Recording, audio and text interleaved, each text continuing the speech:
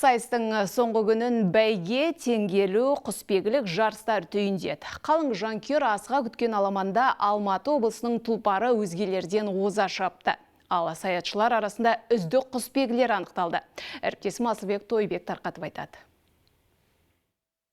Көшпенділер ойындарының көркін бәйге қыздырды, шашасына шаң жұқтырмаған сәйгүліктер арқа төсін дүбірге бөледі. Бұл күнді жанкүйерлерде асыға күткендей қиқуға басып, шабандоздарға шабыт беріп отыр.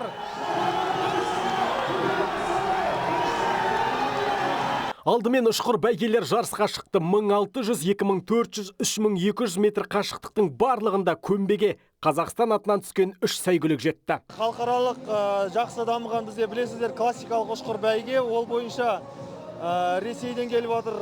Негізгі осы СНГ-ға танылған ТМД елдерінде ашулы Мырзабек Капужин сияқты Ресей мемлекетінің үздік шабандозы. Онымен қоса Өзбекстаннан келіп отыр. Өзбекстан өте жақсы аттары. Құнан бәйге жарысында да қазақстандық 3 ат жүлде алды. Барлығы 15 құнан 15 шақырымға шапты.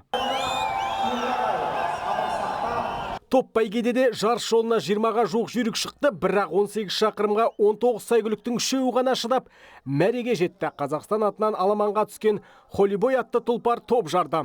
Аттың иесі жакейге бірінші орын алсаң, соңғы үлгідегі iPhone ұялы телефонын алып берем деп қанаттандырған. Бапкер маған кеше түнде айтты, бірінші келсең мен саған iPhone 16 берем деді.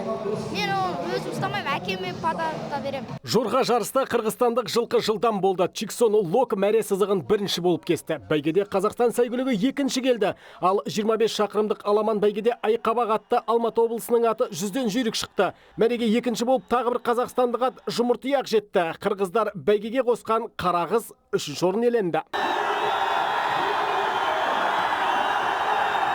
Сонымен қатар теңге ілуде қазақстандық спортшыларға теңгелер қарсылас болмады.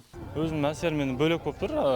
Енді көшпенділер ойында қанша уақыт болды күтіп жүргеніміз, қанша ел жүр, осыны ойлап, біз жақсы нәтижемен өттік. Бүркіт салудан ақтық сында Серікбек Күнтуған алтын жүлдеге ие болды. Бәсекеге 10 мемлекеттен 18 спортшы қатысты. Соңғы кездері төл өнерімізге, мәдениетімізге шетелдіктер қызыға бастаған. Түркиялық Недим Қызылбұға құсбегілікті зерттеп жүр. Докторлық диссертациясының тақырыбы қазақтың бүркітшілік өнері.